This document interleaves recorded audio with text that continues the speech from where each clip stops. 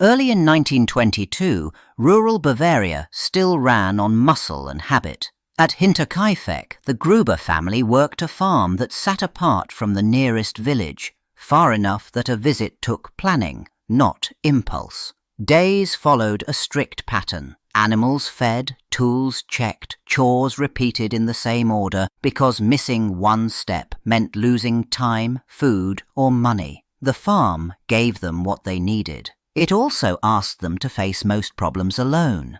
Self-sufficiency sounded like strength, but it also tightened every relationship inside the household. Work decided when people spoke, how they spoke, and what stayed unspoken. When tempers rose, there was nowhere to step away to, and no outside routine to dilute the pressure. A remote farm could not afford prolonged conflict, yet it created the exact conditions that made conflict linger. The family kept moving because stopping cost too much. The pace itself became a kind of trap. Isolation shaped their safety in quieter ways. Neighbors did not pass by casually, and any help came late unless someone went out to request it. If something felt wrong, the first response was usually to handle it, not report it. And if an outsider watched the property, there were long stretches when no one else would notice. Hinterkaifeck functioned like a small world with its own rules, protected by distance. That same distance also meant that when trouble finally arrived, the farm stood exposed. In the days before the killings, the farm stopped feeling sealed off in a safe way. Footprints appeared in the snow, coming out of the forest and heading straight toward the buildings. There were no matching tracks going back the other direction. That detail mattered.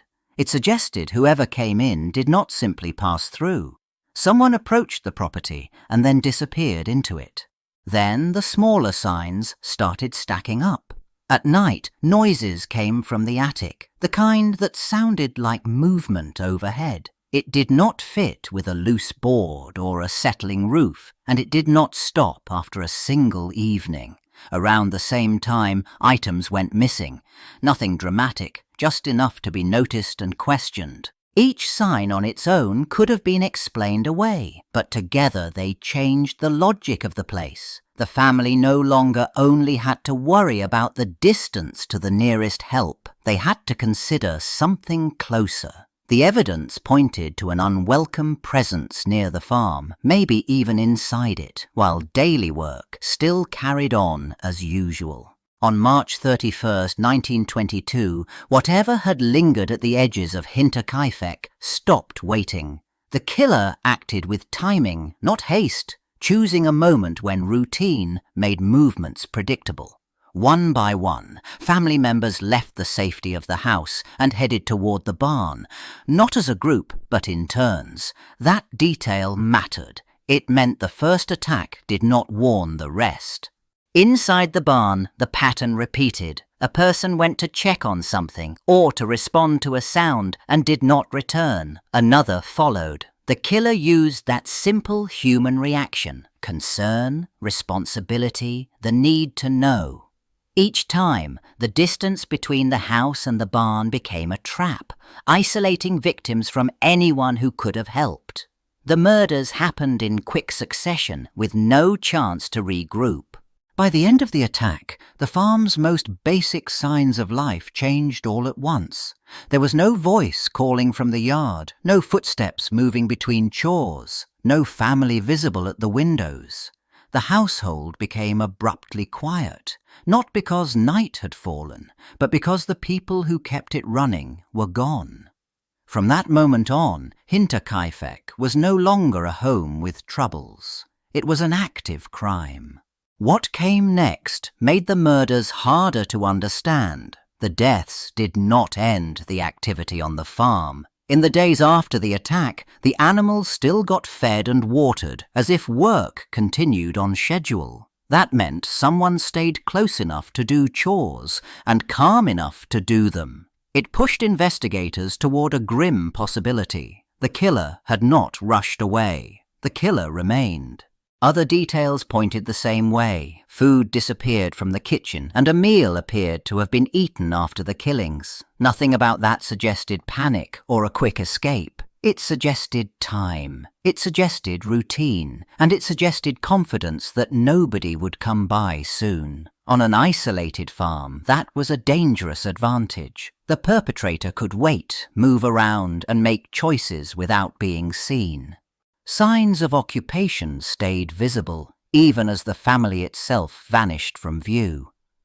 The house did not look abandoned in the way neighbors expected after a tragedy. It looked used. That detail changed the case immediately because it shifted the window of danger forward. The crime scene was not just where the killings happened. It was where the killer may have lived afterward, for hours or even days, while the outside world noticed nothing. The days after the murders, something felt off to the people nearby. The farm's usual signals of life never appeared. Work that always got done stayed undone. Messages went unanswered. And when a small community depended on routine, a break in that routine stood out fast. Concern turned into suspicion, not because anyone wanted to imagine violence, but because the silence refused to explain itself. Neighbors began comparing notes. Someone was supposed to be seen in town and never showed. A task that required the family's attention went ignored. Each detail alone sounded harmless. Together they formed a pattern that pushed people to act. A few civilians gathered and headed to the property, not as investigators, but as worried locals trying to confirm the simplest hope that something ordinary had delayed them. They entered the farmyard and started checking, calling out, moving closer, looking for any sign of the family. And without realizing it, they crossed a line that could not be uncrossed. From that moment, the place stopped being just a missing person concern and became a compromised scene. Footprints overlapped, hands touched doors and tools. A search for answers began by changing the very evidence that could have provided them.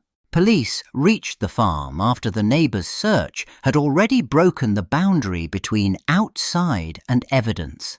The officers faced a terrible problem right away. The scene had not been held still. People had walked through the yard and into the buildings, trying to understand what happened. Then the authorities began their work under pressure to identify victims and account for everyone. In that rush, control came too late. Bodies were handled and repositioned, partly from shock, partly from a need to check for life, partly to make sense of what lay where. That single choice changed everything. Footprints could not be trusted. Marks on the ground lost their meaning. What might have been a clear path of the killer became mixed with the steps of helpers and officials. The investigation started, but the record of the first moments was already damaged. As officers searched for a weapon and tried to map the sequence of attacks, they worked inside a scene that had been trampled into uncertainty. Small details that mattered in a murder case, hair, fibers, faint impressions, the exact position of a body, could not be recovered once disturbed. Notes and photographs could only capture what remained, not what was originally there. From the start, the case carried a weakness that never went away. Evidence had been contaminated or lost. With the scene already compromised, investigators leaned on the simplest motive first: robbery. They checked what had been taken, what had been left behind, and whether money or valuables were missing. But the facts refused to line up neatly. If theft had driven the killings, it looked careless, even pointless. That confusion mattered. It meant the motive might not have been profit at all, and the suspect pool widened fast. Attention then shifted to grudges. The farm had not existed in a vacuum, and people remembered arguments, hard feelings, and long-standing resentments. Police asked who might have wanted revenge, who had threatened someone, who had been turned away or humiliated. Every small conflict suddenly sounded dangerous when placed next to 6 deaths. Yet each name brought a new problem. No clear path to the farm, no solid alibi break, no single story that held. Then, former acquaintances entered the picture. including people who once worked nearby, knew the property, or had personal ties that outsiders could not see. That idea explained something robbery did not: familiarity. Knowing routines, doors, and habits could have made the attack easier. But it also fractured the case. Each theory pulled detectives toward a different timeline and a different suspect. And with evidence already muddied, none of those paths produced a definitive lead. Detectives pushed outward from the farm, trying to pin down the last clear movements around the property. Every visit, every sound, every passing stranger mattered now. But each statement carried a problem. Time shifted by hours.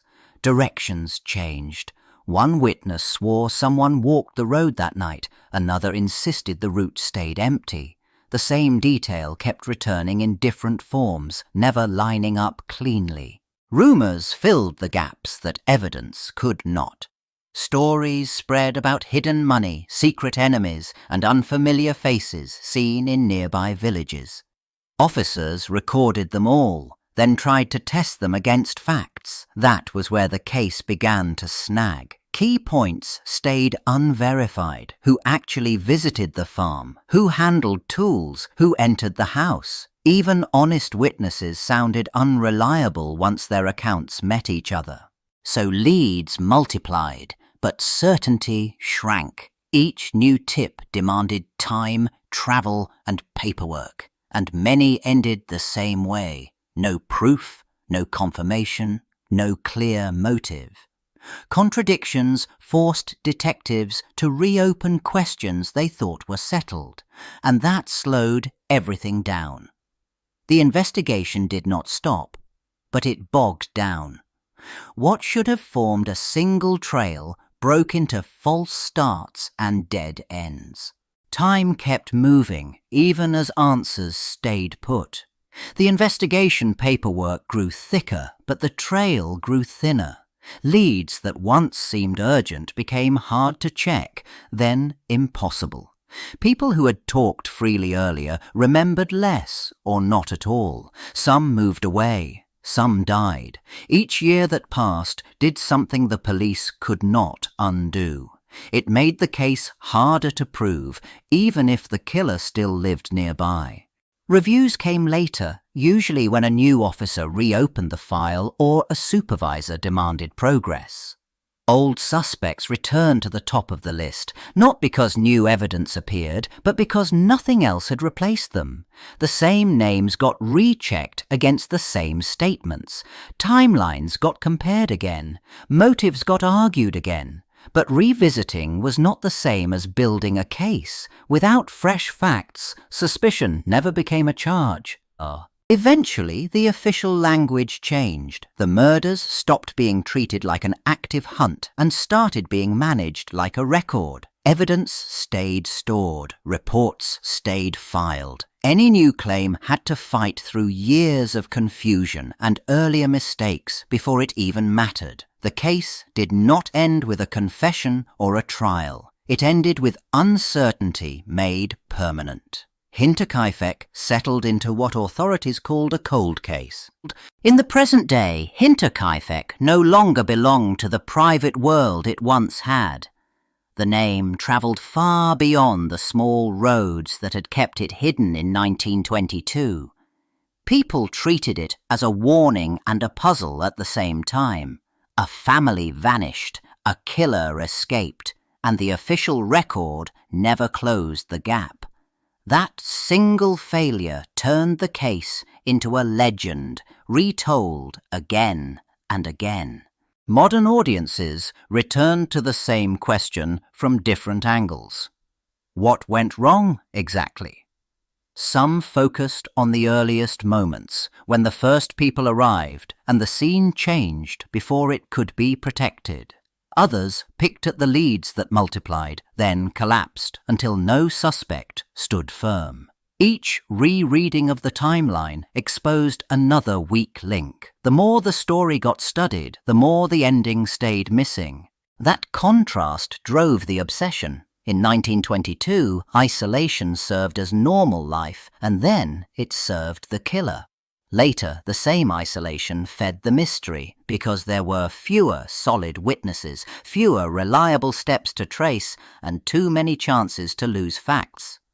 In the end, Hinterkaifeck became more than a crime scene. It became one of Germany's most infamous unsolved cases, still argued over as if certainty stayed one clue away.